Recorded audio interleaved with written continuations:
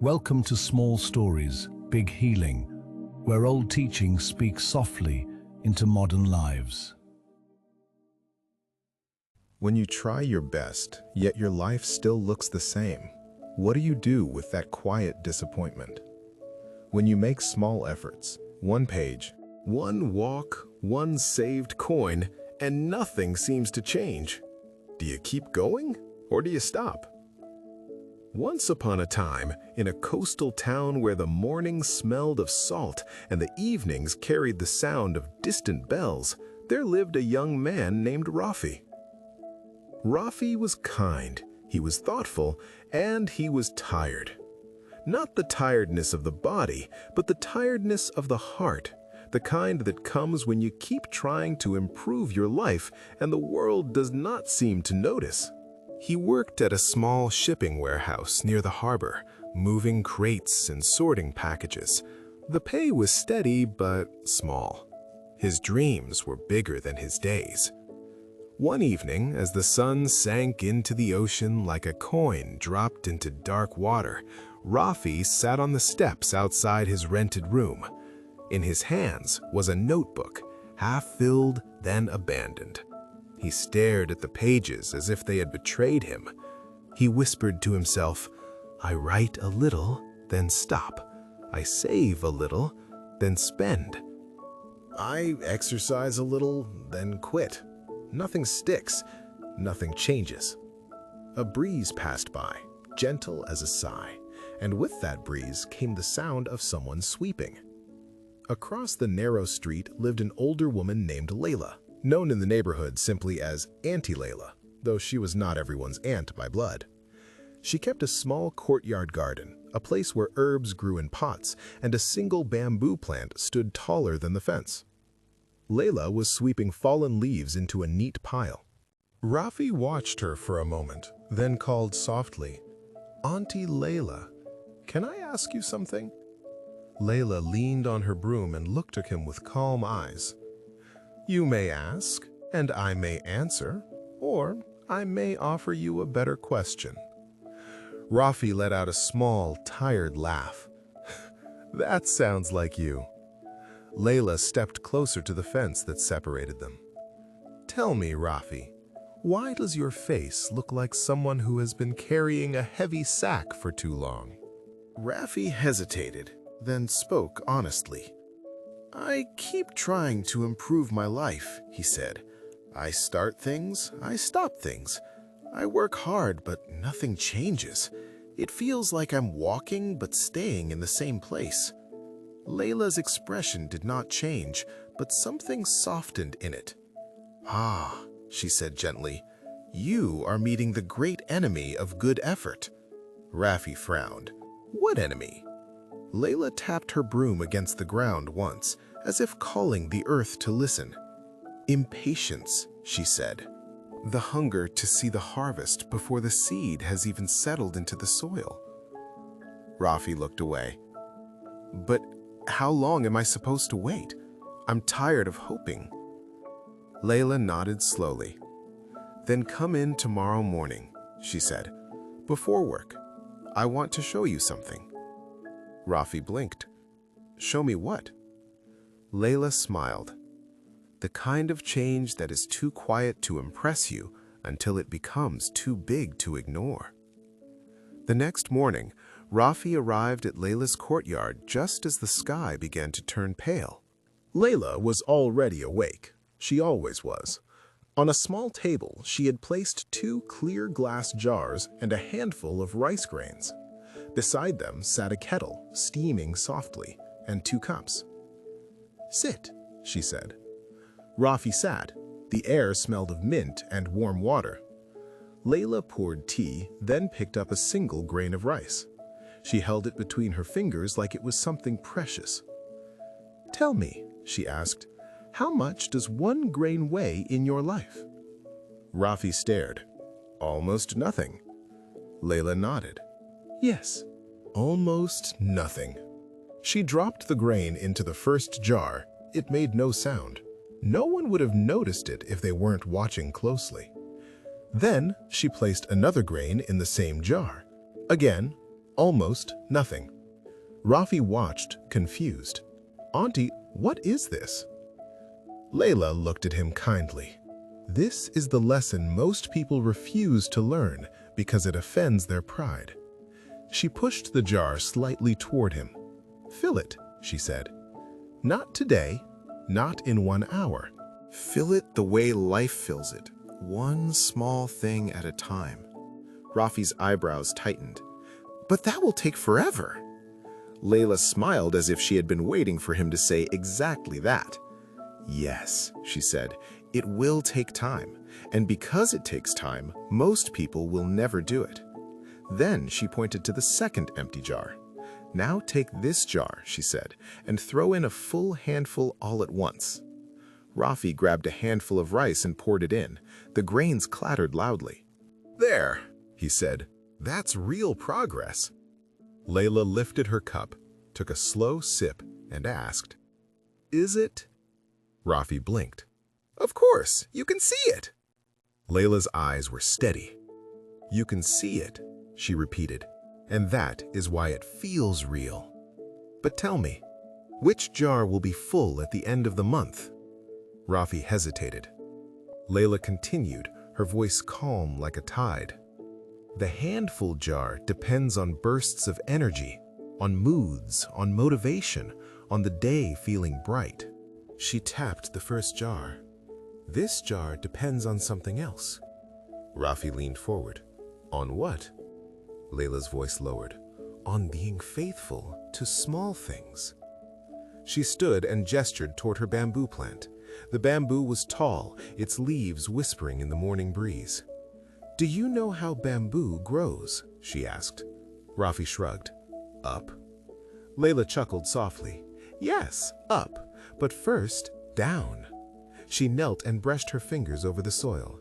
"In the beginning," she said, "bamboo spends a long time building roots. Many days it looks like nothing is happening. People walk past it and say, 'This plant is lazy.'" Leila stood again. "And then one season comes," she said, "and it rises so quickly that people call it a miracle." She looked at Rafi. But it was not a miracle. It was the result of unseen work. Rafi swallowed. Something inside him felt exposed. Leila went on. "You, Rafi, are angry at the bamboo for not shouting while it grows." Rafi laughed, but his eyes were wet. "So what? I just keep doing tiny things and hope my life changes?" Leila shook her head gently. "Not hope," she corrected. "Decide." She returned to the table and placed a small notebook in front of him. It was worn, the cover softened by years of handling. "This is my garden book," she said. "Every day I write what I watered, what I pruned, what I planted. Some days the notes are short, some days they are only one line." Rafi flipped through it. The pages were filled with simple entries. Watered basil, removed dry leaves, added compost, checked soil. It looked almost too ordinary. Leila leaned closer. "Now come," she said, "walk with me." They went to the back of her courtyard. Along the wall were pots, some large, some small, each holding herbs, flowers, or young plants. Leila pointed to a pot where tiny green sprouts were breaking through the soil. "Do you see this?" she asked. "Yes," Rafi said. Leila's voice softened. 2 weeks ago there was nothing visible," she said. "But I watered the soil anyway. I spoke to it anyway. I cared for what I could not yet see." Rafi stared at the sprouts. They were small, but alive. Then Leila said something that stayed with him like a bell in the mind. "Many people do not fail because they are weak," she said. "They fail because their effort is too loud and too short." Rafi looked at her. "Too loud?" Leila nodded. "They attempt the grand change," she said. "The dramatic transformation. They burn like a firework, bright, quick, and gone." She placed her hand over her heart. "But life changes more often like a candle," she said. "Small flame, daily flame, quiet flame." Rafi returned home that morning with two things: the image of bamboo roots spreading unseen, and the sound of rice grains dropping into a jar. Almost nothing, but not nothing. That day, after work, he sat at his table and made a decision. Not a dramatic decision, not a heroic vow. A small one. He wrote on a piece of paper, 1 page, 1 walk, 1 coin, 1 kind choice. He taped it to the wall. The next morning, he wrote 1 page, just one, before work. No masterpiece, no brilliance, just 1 page. He walked for 10 minutes after dinner. Not an athlete's training, just movement. He saved a single coin in a small cup by the door. Not a fortune, just proof of consistency. And when he felt his old habits tugging at him, when he wanted to give up because he couldn't see the results, he remembered Leila's words. The change is quiet until it isn't. Days passed. The first week, Rafi felt silly. The second week, he felt bored. The third week, he felt tempted to stop. One evening after a long shift, he opened his notebook and stared at the pages. They were not impressive, but they were many. He whispered, "It's still not enough." Just then, he heard a knock at the door. It was Leila holding something wrapped in cloth. "I came to borrow sugar," she said calmly, though Rafi noticed her eyes scanning him with gentle curiosity. Rafi handed her the sugar, then said, almost embarrassed, "I've been doing what you said." Leila nodded. "And?" Rafi sighed. "I don't know if it's working." Leila stepped inside, set the cloth-wrapped item on the table, and asked, "Do you have a mirror?" Rafi frowned. "A mirror?" "Yes," Leila said. Rafi brought a small mirror from the bathroom. Leila held it up in front of him. "Look," she said. Rafi looked. He saw his own face. Tired, yes, but different. His eyes were clearer, his posture slightly straighter. Leila lowered the mirror. "You do not notice your own growth because you live inside it," she said, "but others can." Then she unwrapped the cloth. Inside was a glass jar, half filled with rice. Rafi stared. "That's..." Leila nodded. "The first jar," she said, "1 grain at a time." Rafi looked closer. It was not full, but it was undeniably filling. "It's more than I thought," he whispered. Leila's voice became very soft. "Exactly," she said. "That is how your life is changing." Rafi felt something rise in his chest, an emotion like relief and grief mixed together. He realized then that his problem was not that he was incapable. His problem was that he only trusted results that arrived loudly. Leila placed the jar in his hands. "Keep it," she said. "And when you feel discouraged, shake it gently. Hear the grains. Let the sound remind you your small efforts are not disappearing. They are collecting." From that day, Rafi stopped demanding proof every morning. He stopped measuring his life by the speed of his transformation. Instead, he measured it by something steadier. Did I do the small thing today?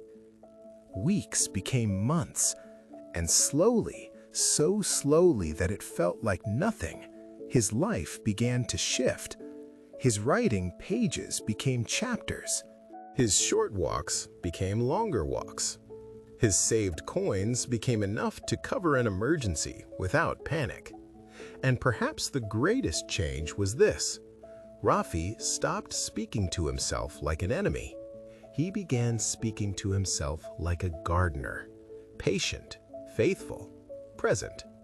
One evening, Rafi returned to Leila's courtyard with a small gift, a notebook with a clean cover and a pen.